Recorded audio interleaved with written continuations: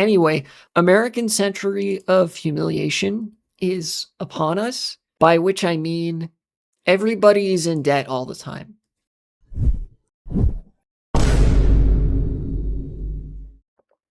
This is a thread I saw and wanted to go through, partially because I actually disagree with some of the things that they say, not with their descriptive, analysis. Like they're taking these data points from economic metrics that we know for sure.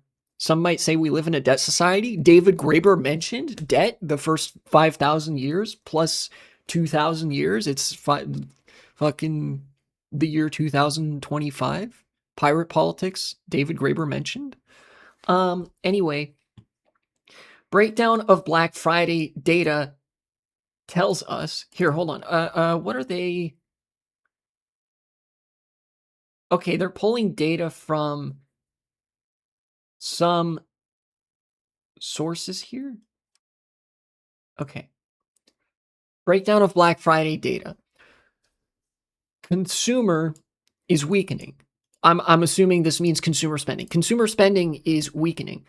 95% of sales volume was financed.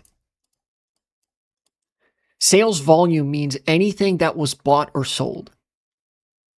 95% by money amount of every single purchase made in America on Black Friday was financed, which means they didn't buy that shit with money. They bought it with debt. They bought it on credit. 67% of that intends not to pay it off within 30 days. Roughly $1 billion was spent using buy now, pay later models, which are the worst kind of debt. This is true. This points to a really unhealthy economy. Also true. This is actually like unprecedented. As far as this number, 95% of sales volume being financed, really fucking disastrously bad, but I don't know if this is unprecedented, especially because of the degree to which credit and credit cards have been normalized in the United States. Shit, I was like trying to apply for certain healthcare parameters earlier today, and I legitimately had to go through so much more administrative red tape because I didn't have a credit card and haven't taken a loan. Legitimately, because I am not adequately indebted, I'm not adequately in debt, there's no social credit score for a health insurance company to look at and scrutinize me with. So they were like, yeah, we're just not going to verify your identity because you're not adequately indebted.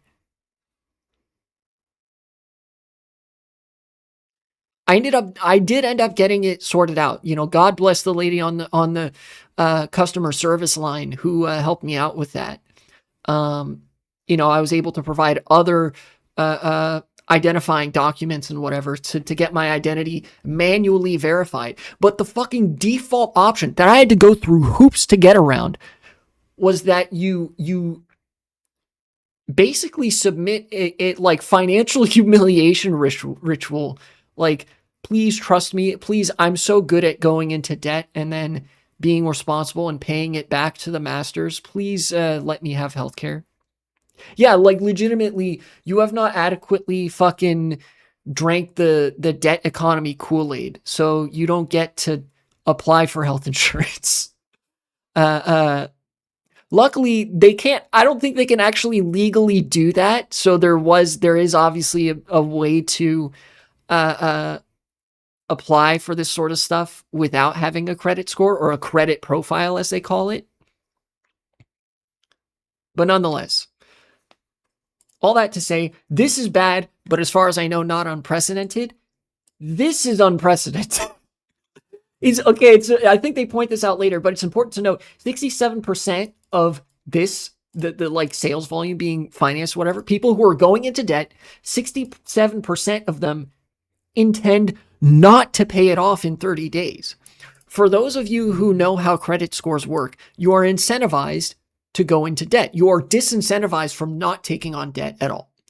you are incentivized to use your credit card, go into debt to purchase something, and then pay off that debt immediately, or at least before the end of the month or within a 30-day period. Because after a 30-day period, interest starts accruing on the loan, the micro loan that you have taken to purchase a certain thing. One of the key things that people buy with debt in America is groceries. Literally anything that you can purchase, most people in America buy that with their credit card, which means they go into debt to buy it. Effectively, let's say you're buying groceries for your family and you spend $300 at the grocery store, big grocery run, and you use your credit card. What that means is essentially you have taken a $300 loan from the bank that gave you your credit card to purchase those groceries. And for the first 30 days of that loan, there's no interest. You could just pay off the principal. After 30 days, you start accruing interest on a loan that you took to buy fucking groceries. The entire economy operates like this. The entire economy is contingent on people going into debt and some of them paying it off immediately, but enough people not paying it off immediately, either they forget or they're like already in dire straits to begin with, that all the like economic growth from consumer spending, that comes from interest on debt that people are taking out to buy food, medicine, consumer goods, whatever. Some people finance their cars with their credit card or their house. Like there are some people that finance big purchases with their credit cards, which means they go into debt to go into debt. It's like there's 2 layers of debt. And 67% of the people that bought stuff on Black Friday are like, oh yeah, there's no shot that I'm going to be able to pay this off in 30 days.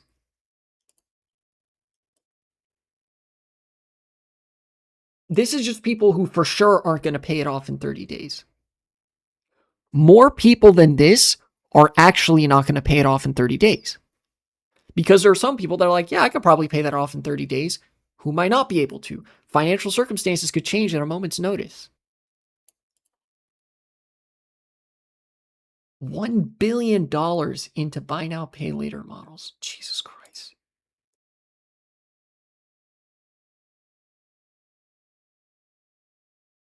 This is where I disagree with this guy. These questions keep coming up in the comments, so quick fire context.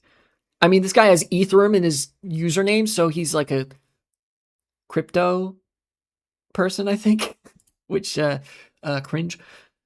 Yes, 95% includes credit cards. That's fine. It's the 67% who don't think they can pay it off in term that's bad. I disagree. Both of these things are actually really bad, but this is clearly worse than this, right? Like the United States has been operating on a credit and debt-based consumer economy for decades and has only collapsed about half a dozen times. That is both a joke and not a joke. That's like a joke about like, oh yeah, it's not so bad, right? But that is actually the state of the American economy for the past several decades, right? That is the baseline for America. This is way worse. The fact that like we are entering fresh into another massive debt crisis where the same number of people are going into debt, but an ever increasing number are unable to pay it off. And in fact, it's likely with this 95% number, it's likely that more people are just going into debt at all.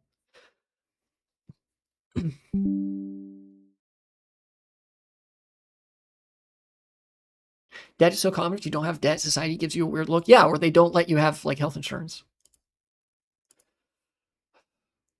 I'm actually like principally against having debt. I would rather be poor and like not have debt because that's just way the fuck easier to handle. Historically, that 67, oh wow, this is how bad it is. Okay. Historically, that 67% number is 20% for the holiday season and lower the rest of the year. This is so normally this would be 20%, but now it's 67%. More than 3 times as many people as under ordinary circumstances are like, there's no shot I'm going to be able to pay off this debt in time to avoid like accruing interest. And if you know credit card, like how credit cards work, they stick you with fucking ruinous interest rates.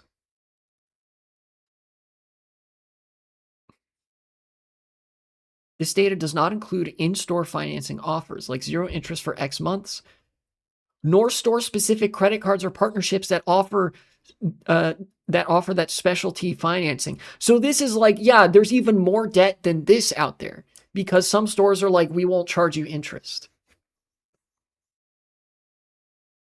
This data does not count Visa debit cards as financing, which makes sense because a debit card is just you drawing money directly from a checking account. So that's like, actually, wait, no, hold on. Does not count Visa debit cards as financing. That means there's even more debt here because if you finance something with a debit card, you're still going into debt for it. You're just paying off that debt with money that you actually have, as opposed to paying off that debt with more debt from your credit card. Oh my fucking God, dude.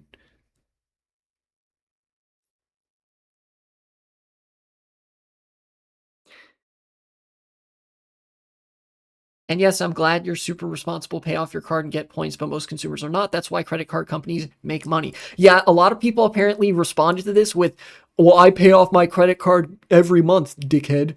Because, like, your average person, and especially your average Twitter user, even more so, has the fucking intelligence and memory span of a goldfish or worse. And to them, they hear, like, oh, wow, everybody's fucking going through it. And they're like, well, I didn't go through it on my trip to the store yesterday. So obviously that means that you're wrong and there's no economic problem. I'm dead serious. Most people think like this.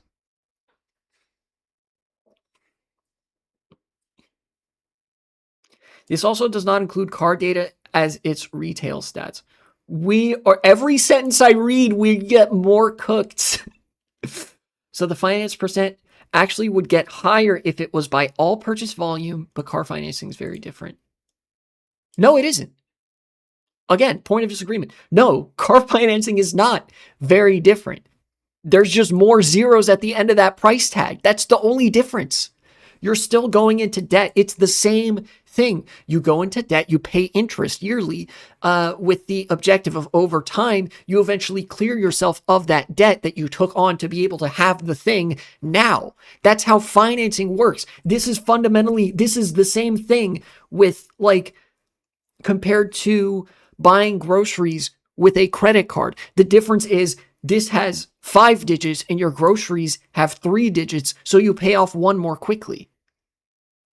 You're talking about the same thing and insisting that it's different. Again, I don't want to get like mad. I'm not trying to get mad at this guy specifically, right? Because, like, obviously there's an agreement at the core of this, like, holy shit, this is a debt crisis and the economy is shitting itself and this is really bad. And I feel like I want to highlight that more than anything, but there are some things that I would consider failures of analysis here. But, you know, everybody has those.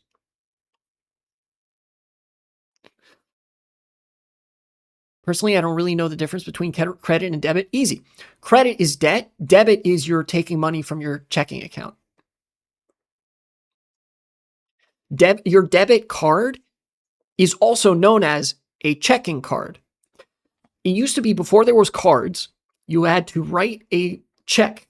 You had a physical check and you wrote an amount of money and you gave it to somebody, or like companies would give them to employees. People shopping could give them to stores if it was a big enough purchase. You could give it to a bank, and basically that meant that paper is, good for that much money, a transfer of that much money, right? You used to do this by paper. You would sign, you would endorse, whatever. A debit card basically enabled you to skip the part where you have to write everything down, and basically it says, oh, you want to buy this thing? Great. This card means that you can take money from your bank account and spend it on this thing. It's just the digital version of using your money to buy a thing. That's debit. Credit is a loan. When you use credit, it doesn't actually deduct the money from your checking account. You are borrowing money from the bank. The bank loans you money to buy the thing. So like say for example you're buying a stuffed teddy bear, a very pleasant but simple interaction at the store, right? If you use a debit card to buy a teddy bear, that means that you took money digitally out of your bank account and you spent it on the teddy bear, and now you have spent that money. It's no longer in your bank account, and now you have the teddy bear, right? With a credit card, you use the credit card, you put it in the little machine, and your bank account money remains the same. What it instead does is it records a quote unquote balance. It records a number of how much the teddy bear costs. And now you get the teddy bear. But now your bank has written down, okay, you used this much money from your credit card to buy this teddy bear. So now you owe us this much money, which you can then pay from the credit card. How do I check how much credit if I'm in any? If you don't have a credit card, you don't need to worry about this. If you have a debit card only, you don't need to worry about this.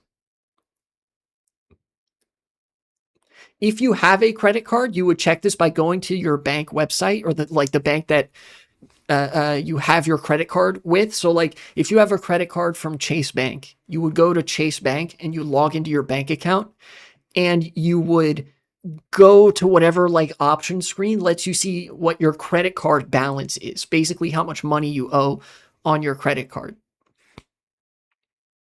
That's the difference between credit and debit. Debit is great. I actually have this money, so I'm going to buy the teddy bear, spend my own money that gets taken from my bank account, but like no debt involved.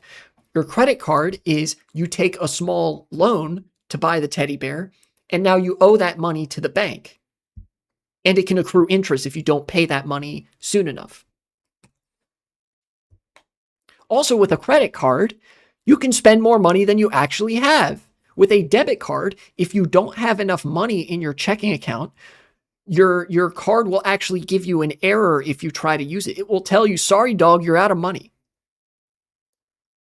Your credit card has a different barrier.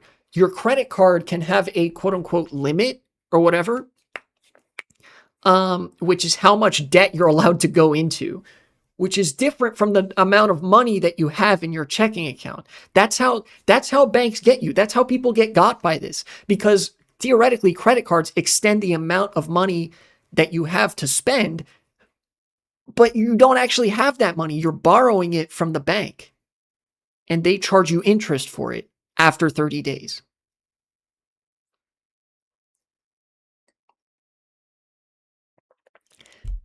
That's why the widespread use of credit cards in and of itself is a bad thing for an economy of scale and for the finances of the people who use credit cards, because it normalizes going into debt, and it is a necessarily financially predatory exchange.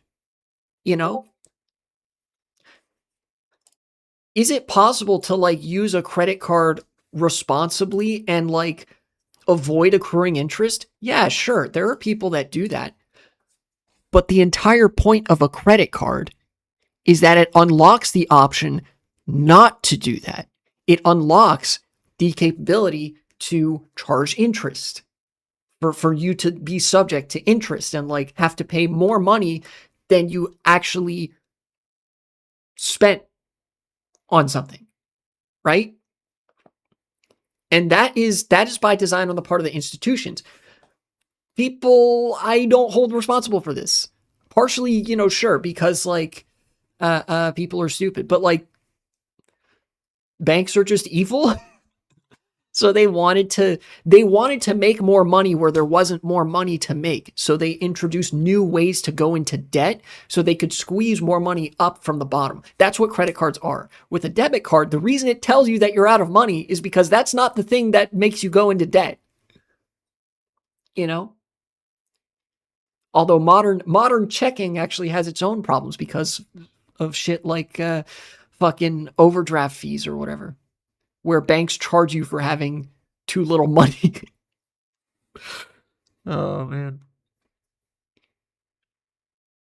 Anyways, that's different. Sorry, long ass rant. That's the difference between credit and debit. Debit is actually your money. Credit is your borrowing money from the bank. That's not your money. You're going into debt. Let's continue with this thread here. I think this is the last post, it looks like. For those complaining about what do you mean 67% was 20% normally? No, Grok. Grok will point out that so there's a like discrepancy. Some portion of those obviously expected to be able to. The 20% is the number who normally self-report in surveys that they expect not to. Yeah, so this is the percentage of people who are saying no shot am I going to be able to pay this off. And people were misinterpreting that as the number of people who actually don't pay off their debt, which is higher than the people who know for sure that they're not going to be able to pay off their debt. Yeah, the self-reported number is lower, frequently lower than the normal outcome.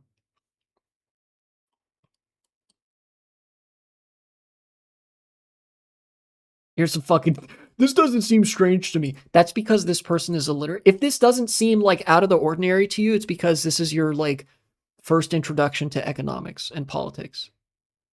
Like this is your first time encountering any data like this. Is the only conceivable reason that this would seem normal to you.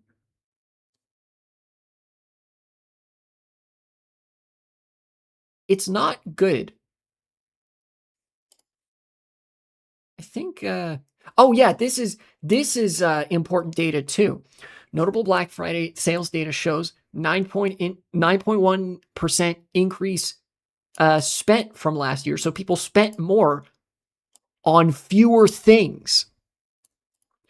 Minus 1% total item volume. That means amount of things purchased in terms of like the quantity of items, right? So like you have 100 more billion like oh what? Welcome back, Avery Lopez. Why did oh,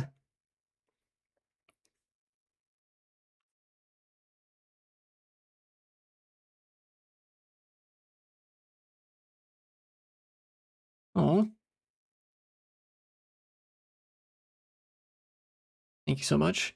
Yeah, maybe just avoid spamming emotes in the future. I have a like no spamming thing set up. So like if you spam too many emotes in one message, why you apply this Nightbot on your chat? Just for some like very, very general guidelines. And also for like help commands and stuff. How people spam emotes on your channel? They don't. That's the point.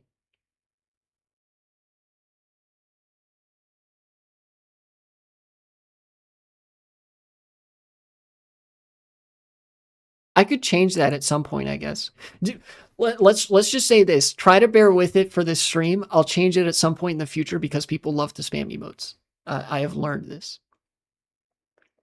Anyways, back to the fucking economic crash out of America that we are witnessing in real time. Let's say 100 gorillion teddy bears purchased for $100 gorillion.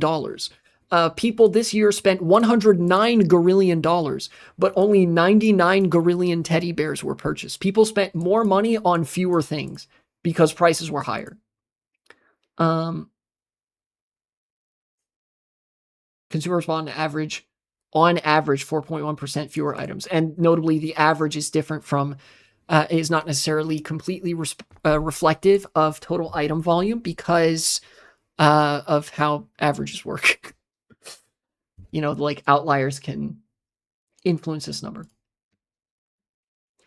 11% increase on buy now, pay later. Klarna specifically increased in 45% in use volume since last year. Oh, that's bad.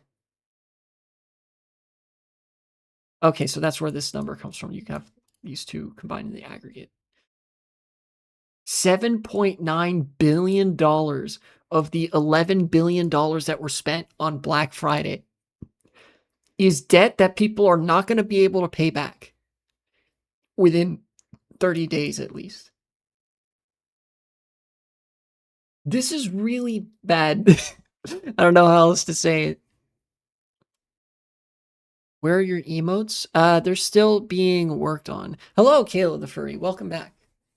I'm working with a commission artist on emotes, and they're making progress, but they said that like it might be a little while for some of them. So eventually I'll have more custom emotes. Yeah, there's one.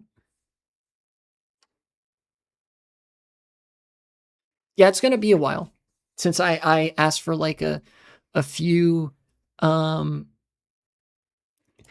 billion soy emotes. That one I made myself, the picture of me soying out. So this is only like, I'm shocked because this overlay is not customized. Stop fucking judging this overlay. It looks great, and I'm very happy with how it turned out from the artist that I worked with.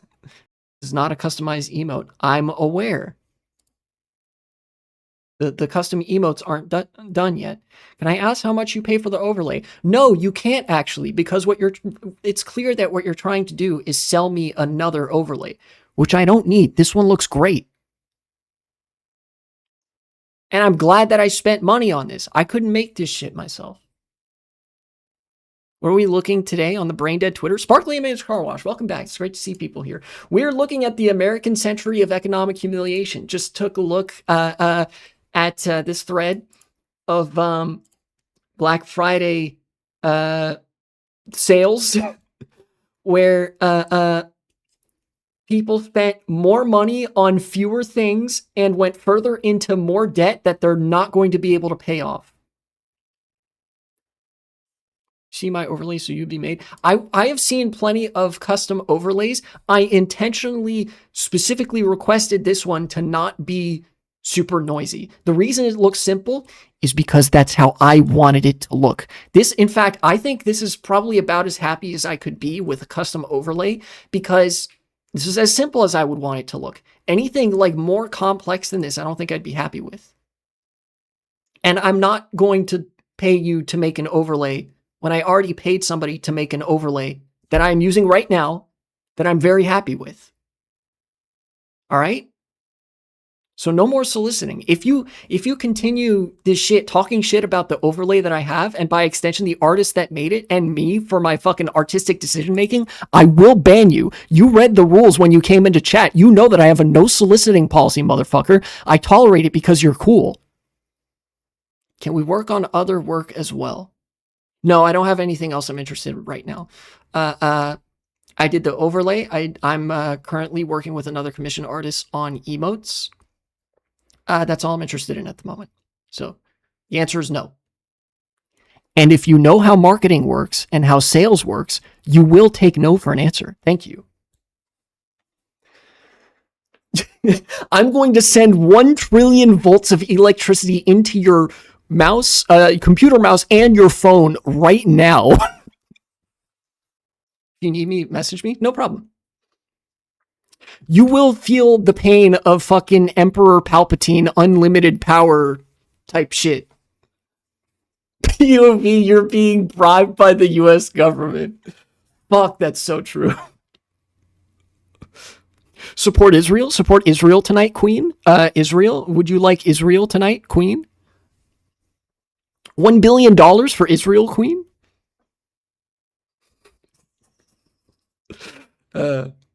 Okay. We're having too much fun. We're having too much fun. I need to get back to economic doom and destruction and suffering, because that's what the people want.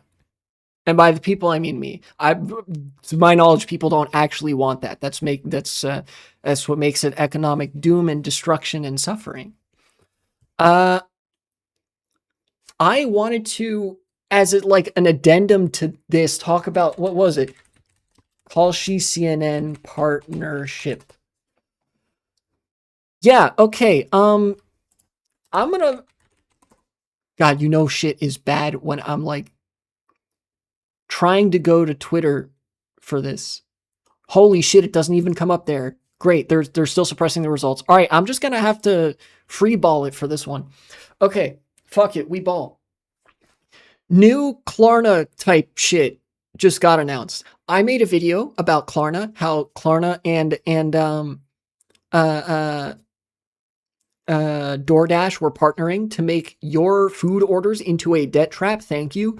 You can now finance your pizza for 4 easy debt or not debt free, excuse me, interest free payments of $10. Resulting in overpriced pizza that you had to go into debt for, which is bad in every fucking respect possible. Evidently, there's another company, Kalshi, which does prediction markets, i.e., gambling on any and everything, that partnered with CNN. Particularly, what these prediction markets, these gambling markets, have really come to be associated with recently is like politics and sports. Things where there is like any time that there's an outcome or like difference of something, people will like have been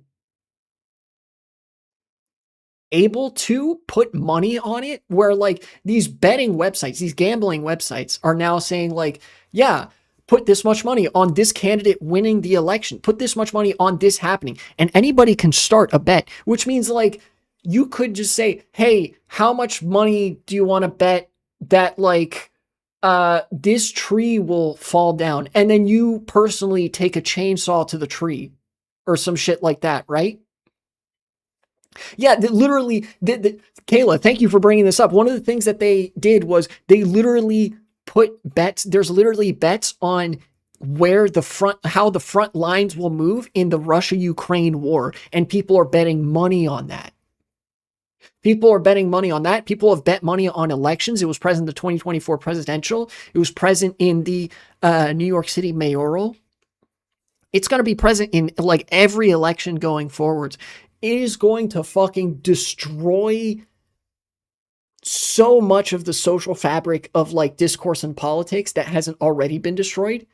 Because like, imagine somebody makes a bet. Oh, will such and such, like some politician says something spicy, or maybe they just say something that's like, oh yeah, dark woke is back. Somebody starts a bet. Will this politician be assassinated? Now you've given people a financial incentive to bet money on, yes, this politician will be assassinated. And then they proceed to go and try to kill that politician themselves. You know?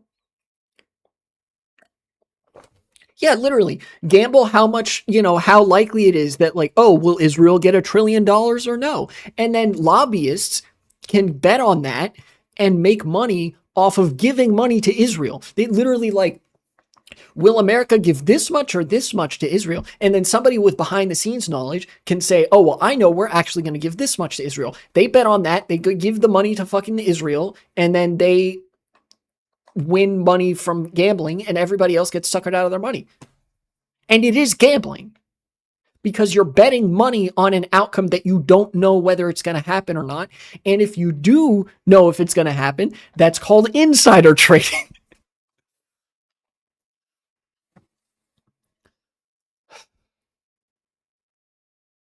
I don't watch much sports, but apparently a lot of sports coverage has already been like terminally cooked because of online betting from places like Kalshi and Polymarket and whatever else, where a lot of times the commentary, particularly over American sports, just boils down to the commentator saying, oh, well, there's so much, there's this much money down on whether blah, blah, blah makes, say it's basketball. Oh, there's this much money on whether they score 10 points in the first half of the game or whatever the fuck, right? Like that's what sports has already like become that.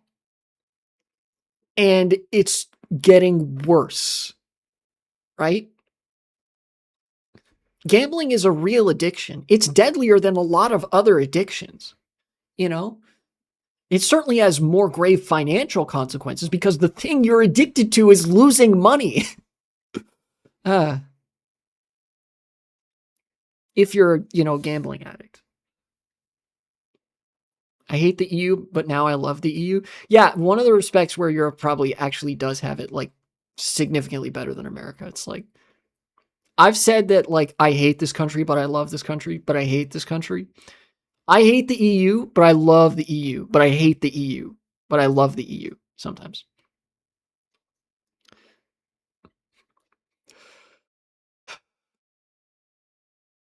The house always wins. Like you guys got to remember, the house always wins in gambling. That's literally like the one phrase that everybody fucking knows about gambling is that the house always wins. Whether you win or lose, and you're way the fuck more likely to lose, the house always wins. It's like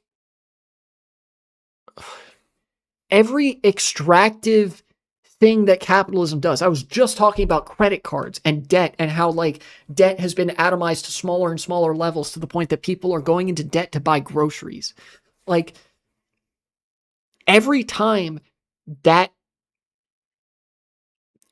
happens and I'm like almost convinced like holy shit, how would you take it further?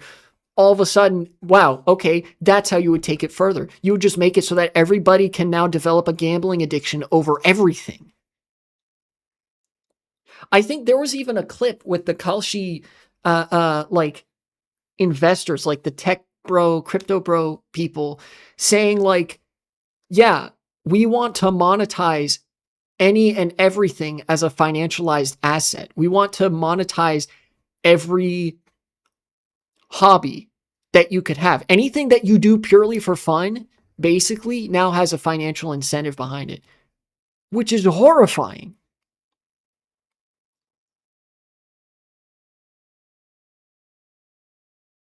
Like when I love China, when libs talk about it, I hate China when Marxists talk about it. Yeah, like it's the reason, okay, part of the reason that I usually will say good things about China in juxtaposition to America is because the loudest voices I hear talking about China are liberals who fucking hate China for shit that America does. You know, social credit. Oh my God, state surveillance. What if they decide that you're not compliant enough so you can't get health insurance? All of these are things that America does. So I was like, dog, the calls are coming from inside the house. You know, if you win too much, they literally kick you out. Is that true? Credit score equals social credit? Yes. You'd be surprised how hard it is for liberals to understand that. Look, even when they understand that to a certain degree, they'll say, yeah, but China. I've had this conversation with liberals where they bring up the social credit shit and that like, oh, if you're not like, if you're not in good standing with the state, they like say it without saying it, then they won't like, then they won't let you get healthcare. They won't let you go to the doctor. I'm like, do you know what a credit score is? And they'll say, yeah, but like, sorry, this is not meant to be me getting like pitched over liberals being insufferable. This is meant to be me talking about how capitalism is introducing more and more degenerative economic forces into society, not the least of which being the gamblingification of fucking everything. Here, hold on. You know what? Kotaku. I found a Kotaku article. How long till gambling on Pornhub? It's already there. There are some videos that are sponsored by like online slot companies, and it's in the thumbnail of the video. It's already there.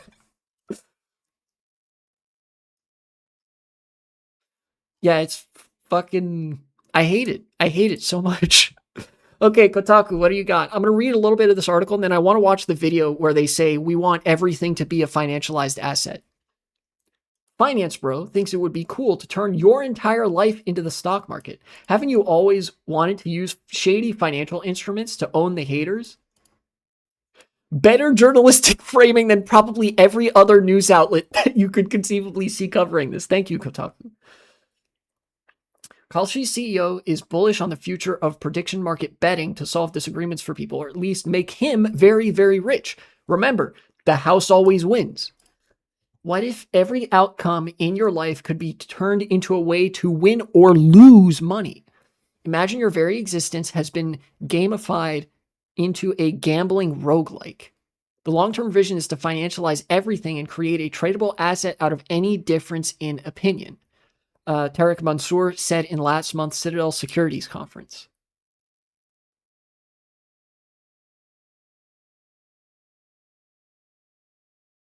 Jonathan Swift, welcome to chat.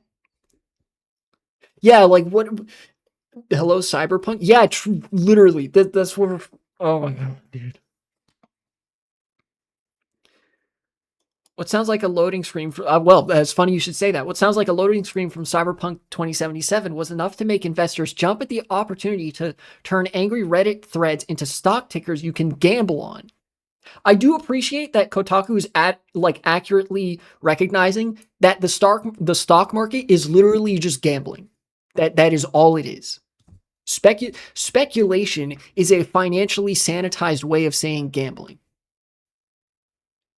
And also more theory pilled. So like when you're doing the whole read theory bit, you would say speculation, but really it's just gambling.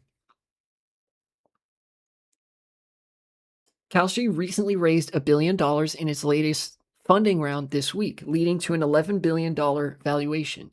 What are investors so pumped about? Here's the pitch Mansour gave in November on stage with co-founder Luana Lopez Lara.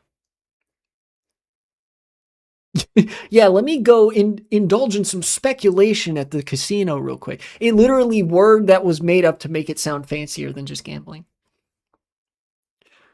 Prediction markets are pretty much already close to $100 billion a year asset class. It's pretty easy to imagine it 10x from here. We haven't even started. It's been a year. I'm getting dumber reading this. I think a very large number of people care, much larger than traditional markets. And I think retail as a pie has just been growing in the US, and I think it's going to keep growing. It's growing in the stock market. It's growing outside the stock market. This is him just saying, yeah, this business model is like making us money.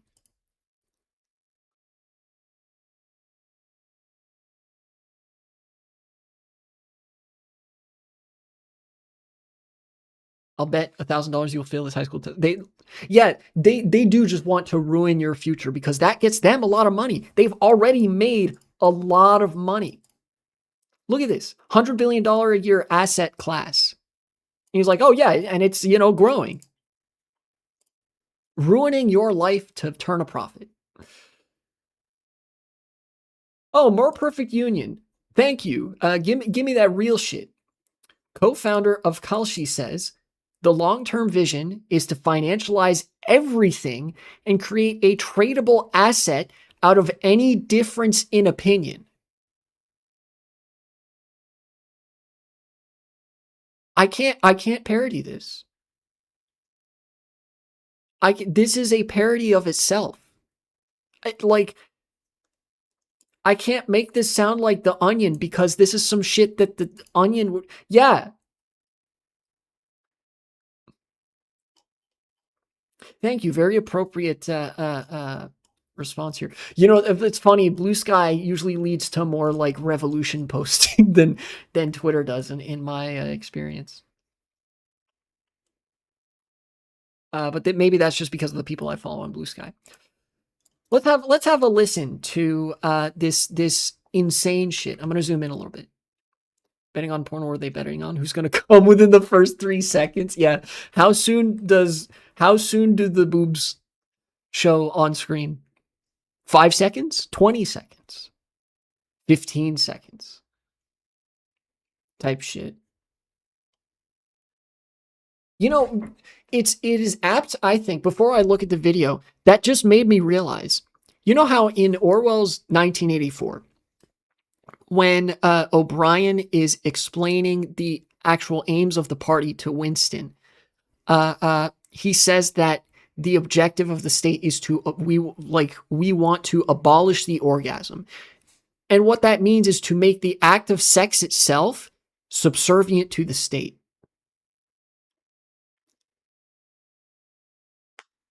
Yeah, it's Orwellian, it's Huxleyan, it's Kafkaesque, all at the same fucking time. It's Orwellian in that like with the gambling ads and increasing presence of gambling markets in like on porn websites, that is them attempting to subsume sex itself bit by bit into capital, right? That is Orwellian. It is Huxleyan in that they are creating new distractions for you to simply jangle keys in front of you. And it is Kafkaesque because this is part of a hopelessly, inhumanly complicated bureaucracy full of red tape that people just put up with because it is so opaque that it provides its own cooling effect to ever changing it or making it better. Or they tried to put military ads in porn. That's funnier and way more literal. But no, I don't remember that. I do remember the military advertising on Twitch. I don't remember. That is crazy. Putting military ads in porn. That's really funny. And is also part of the Orwellian dynamic of attempting to subsume sex into the state. And fundamentally, as consolidation continues, the state and capital become less and less separable, right? The state and capital fundamentally are two sides of the same coin. The same autocratic, unaccountable power that seeks to dominate by any means necessary will make anybody's life worse in the process and has some capacity to shoot you or kill you if you try to break from it.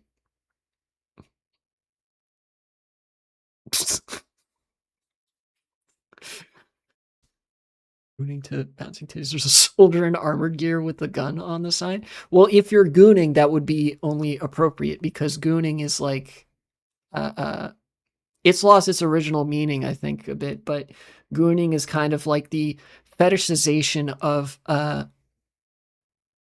like porn as a brain state. Like, it's kind of hard to explain, but you are sort of gooning is like when you performatively submit yourself to an imagined hierarchy where you are a bottom bitch.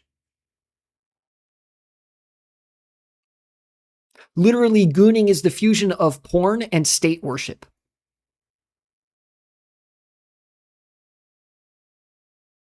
Might be the best gay porn. True. The military should do recruiting ads that are just gay porn. Come to the military. There's so many hot guys that you could have sex with, that you could fuck. It'll be great. You'll be having so much hot gay sex in the military. Anarchist, anti-AI, ethical gooning. True. Anyways, now that we've talked about gooning, the expression is gooning, Gooning. Let's listen to these kalshi fucks talk about how your entire life should just be gambling, and everybody should have a gambling addiction. Mark, you've mentioned multiple times that you think prediction markets will be bigger than the stock market. What is it going to take to become a $1 trillion asset class? Imagine Bernie talking about gooning. The American people are tired of gooning. There you go, I imagined. Clip it.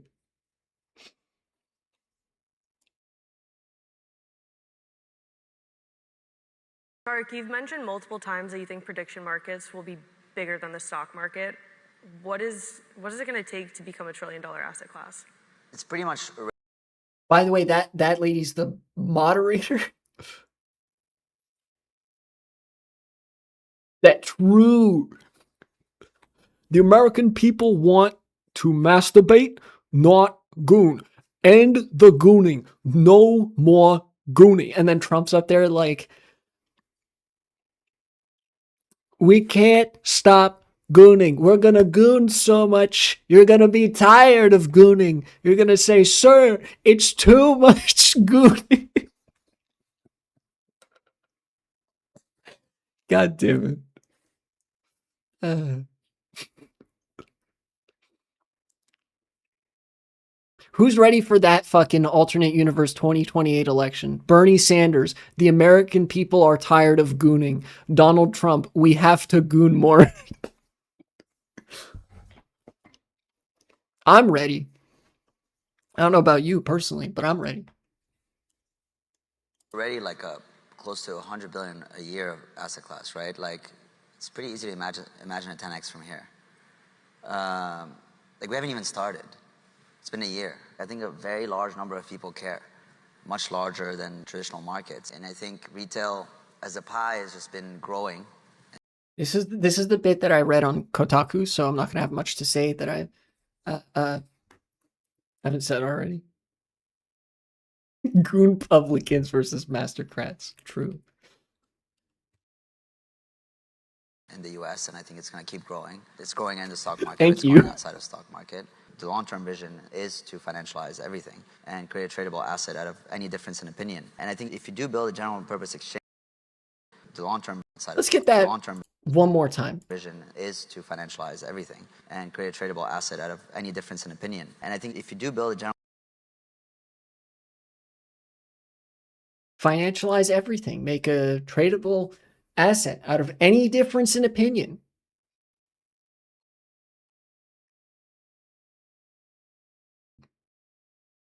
You know, yeah, I was trying to come up with a clever way of articulating that. If there's ever a good time to look up a, anarchist cookbook tutorial, how to make a pipe bomb, apropos of nothing, now might be a good time for that. general purpose exchange that can resolve differences of opinions on anything, like the TAM is quite massive, quite a bit bigger than the current TAM of the stock market. I think putting aside sort of the retail trading and the institutional trading product, like there's sort of this separate product, which is like, we are living in a world where like we have an abundance of information, but there's a lot of noise, and like we don't really understand what's real from what's. This is not an information product. Anarchist practice might be the only way forward at this point. It's hard. I mean, it's hard for me to determine like what would and wouldn't work in response to stuff like this. I feel like stuff like this, it's kind of hard to respond to because of how much this is just an aggregation of capital interests, right?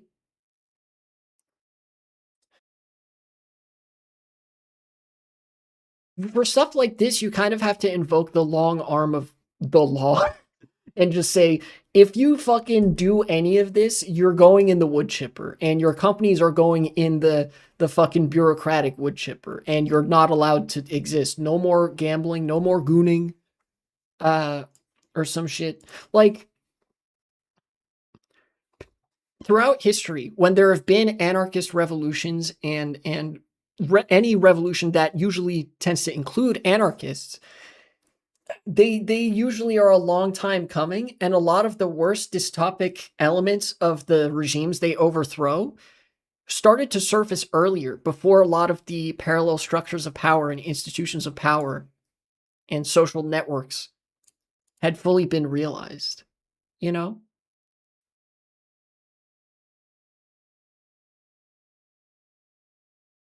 Basically, it's like, in order to change this, in order to put this fucking guy in the political wood chipper, you have to vote for Zoran Mamdani or something. Like, you have to try to get some friends in places of power who are willing to tell these companies to pay $1 billion trillion in taxes, and then also like want to pass a law that will exile any like corporate executive that has ever engaged in anything remotely similar to this or some shit. It's only one wood chipper. It's called an explosion-based wood chipper. Very true. Yeah, you like, but you get what I'm saying, right? Like, Oh no, what do we do about uh fuck, I'm trying to think of something comparably large in political scope. Palantir. Palantir collecting all your data, harvesting all your data and shit. You could be one of those internet anprims, or the digital equivalent of an anprim, and use what is this? Tor browser? Yeah, you could use Tor browser. You could use all the VPNs. You could use ad nauseum, which is something that I use. You could do all of these things personally to try to insulate yourself from that. But fundamentally, you have to start addressing root problems that lead to this ever being a thing in the first place. You know? I don't know. Either way, probably, yeah, anarchist praxis. It's just, what the fuck? People don't usually respond well to anarchist praxis as a term. So the American mind can only comprehend of liberal and conservative. And I guess that's part of how you get shit like Information, this. but there's a lot of noise, and like we don't really understand what's Which is not necessarily unique to America, but it's like there's a constraint around political thought that is actually part of the way that you would fix this is also being realized in real time, where people, the mental block that people have when hearing the word socialism is eroding bit by bit. Aliana on the new phone. Hello. Welcome to chat. real from what's not, and prediction markets are an antidote to that. No, it's prediction markets are not ground news. They are not the critical thinking centers of your brain. They are gambling. This is you are supporting gambling. Yeah, this is like, to be honest, this may even be worse than Weimar Germany. The fall of Weimar Germany was actually way more directly politically and ideologically motivated than the like extreme financialization that we're seeing here. You know? Very, very good job at distilling information and surfacing truth to people. And you're seeing this sort of massive shift where, like, but nonetheless, this does represent a comparably destructive force to democracy as a concept. People are using them whenever they think about questions about the future, you know, whenever they're debating about anything. And I think that trajectory is going to keep going. That's a new consumer. Yeah, this trajectory is going to keep going because he has a financial fucking interest in investing in expanding gambling markets. Oh yeah, I think people are going to start deferring to gambling markets more when they're having a random debate or can't decide like what their opinion is. Because he's investing in these fucking websites. This is one of the this is one of the like top financiers of this whole thing. He stands personally to make a lot of money. He is the house. The house always wins. Habit that I don't. He's talking to gambling addicts and saying, you too can make it big. I don't think it's going to be undone. Thank you, Citadel Securities. I will see you in hell.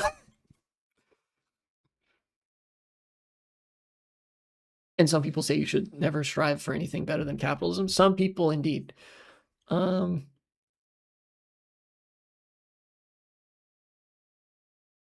Yeah, this, I don't know how to characterize this except for like society destroying evil that is a necessary consequence of the profit incentive demanding new avenues for growth that don't actually exist because infinite growth is not possible in a like finite world, as sophomoric as that sounds. So when you're faced with that contradiction, the demand for infinite growth where infinite growth is not possible, then you find more and more ways to basically divorce the concept of growth economically from what social and economic development would actually entail.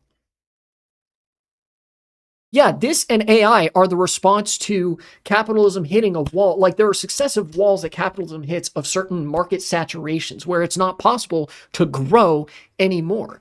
So they say, okay, there's no more room to grow here. Why don't we just invent like AI? We'll invent AI to start cutting the workforce even more aggressively. That'll get us more money. for not having to pay workers. It'll get us more money for not having to pay for artistic licensing or whatever, right? It'll get us more money on this speculative bubble. Basically, this has always been a thing, even when capitalism did have room to contribute to real socioeconomic development.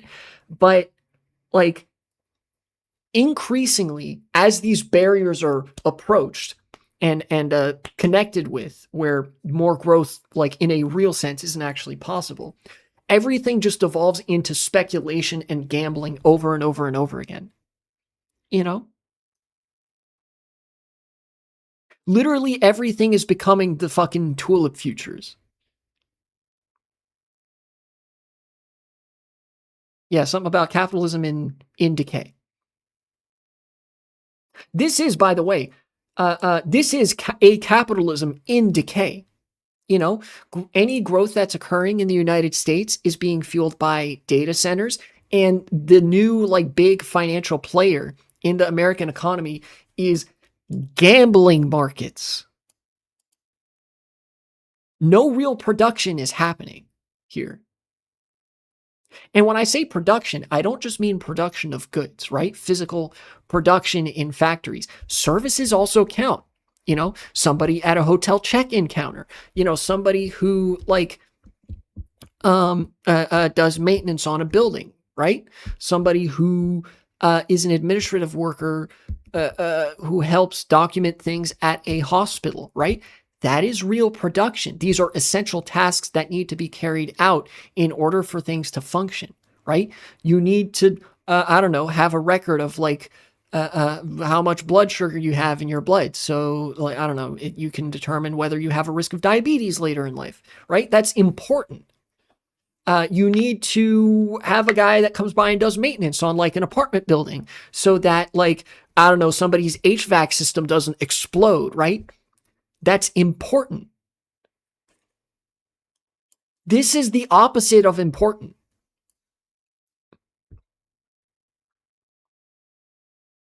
This is that one Ukrainian anarchist met with the Ouroboros of capitalist production and culture. Yes, this is an Ouroboros. You know, just trying to reconsume wealth that like already exists, try to create more wealth out of wealth without actually doing anything. Because that's always like these speculation bubbles are always so much larger than any real economic activity that occurs through the actual exchange of physical goods or services pertaining to those goods or your essential quality of life, right? Like even private medical practice, not that profitable. The reason that private medical companies make so much money is they charge you a shit ton and that's fueling a speculative cycle, right? It's just hype. It's just, you know, the Ouroboros where it's like, oh, we made this much money last year, which means we're going to make this much money next year. And just by saying that, you partially contribute to how much money you're going to make in the next year. That's capitalism.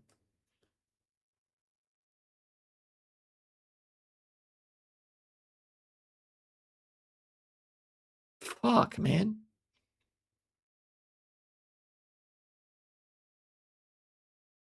The crisis in capitalism or just it killing itself and contracting until it expands again, needs to kill itself again. Yeah, this is the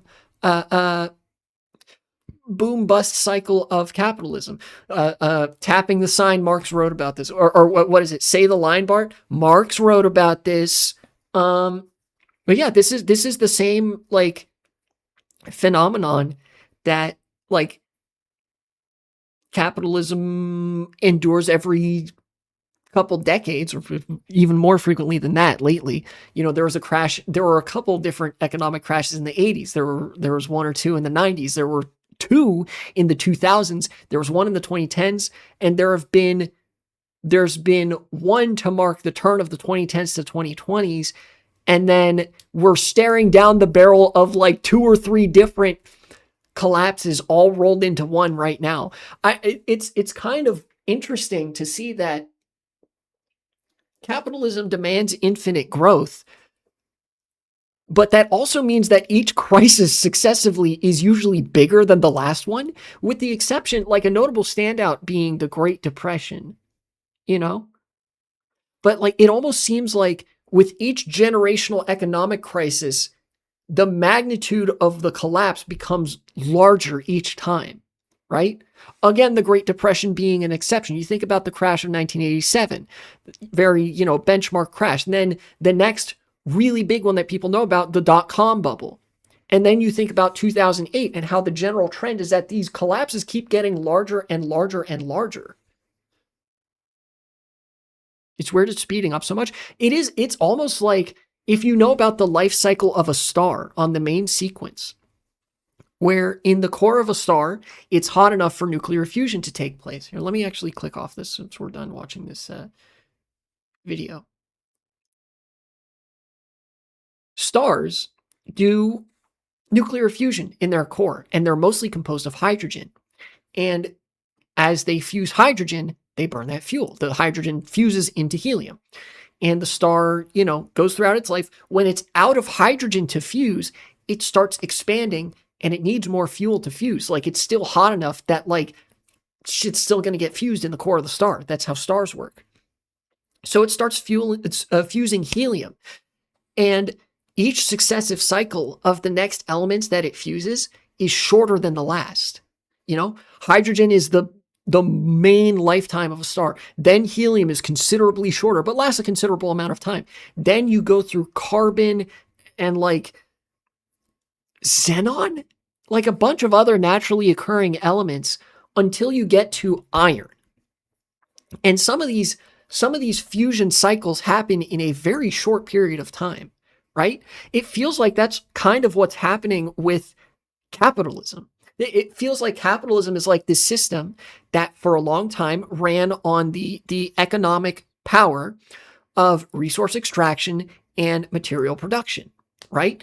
Through an extractive system where, you exploit the land and the workforce in order to produce things of either real or imagined economic value.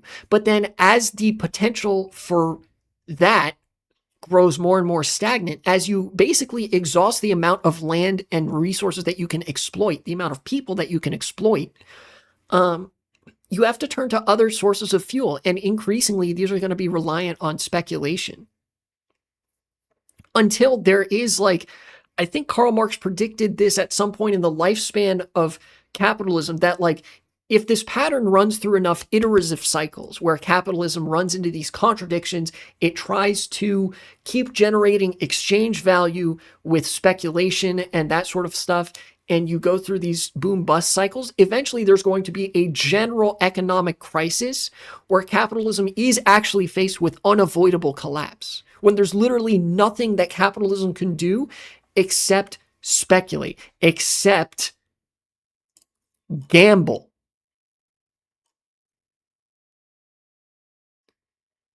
Five-year plan reference? That's true. I have been known to enjoy the 5-year plan from time to time, mostly because there's a tangible objective with a 5-year plan. It's like, okay, we need to address this. We're going to do this. We're going to plan our economy around addressing this.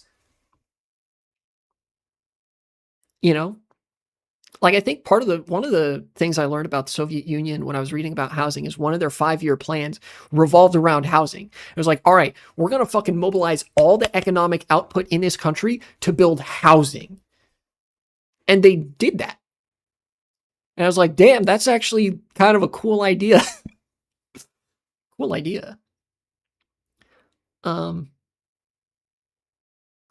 I'm not Nostradamus, and neither was Karl Marx. So I don't know if this is the inevitable heat death of capitalism or whatever the fuck that we're staring down the barrel of. But chat, is this a good sign when your economy is now almost entirely relying on gambling and speculation for its only potential for growth?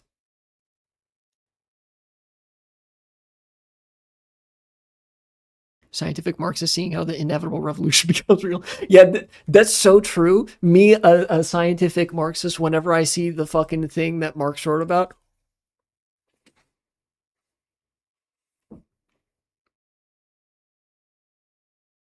that do be me whenever I see the contradictions of capitalism sharpening.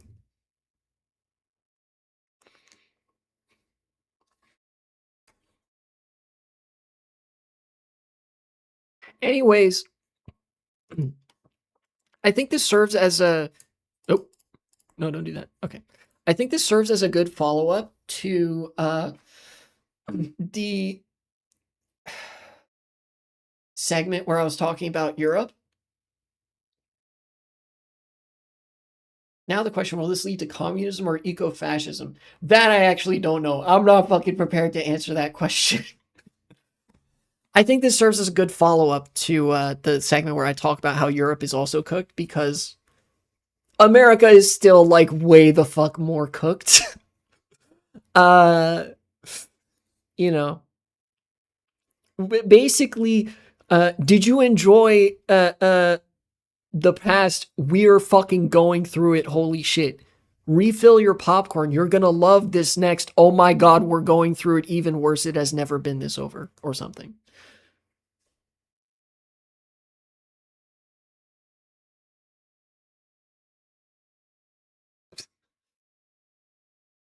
Refill your popcorn. You'll love what doesn't happen next. Cut the segment, future me. Thanks for watching, and support the channel if you would be so kind.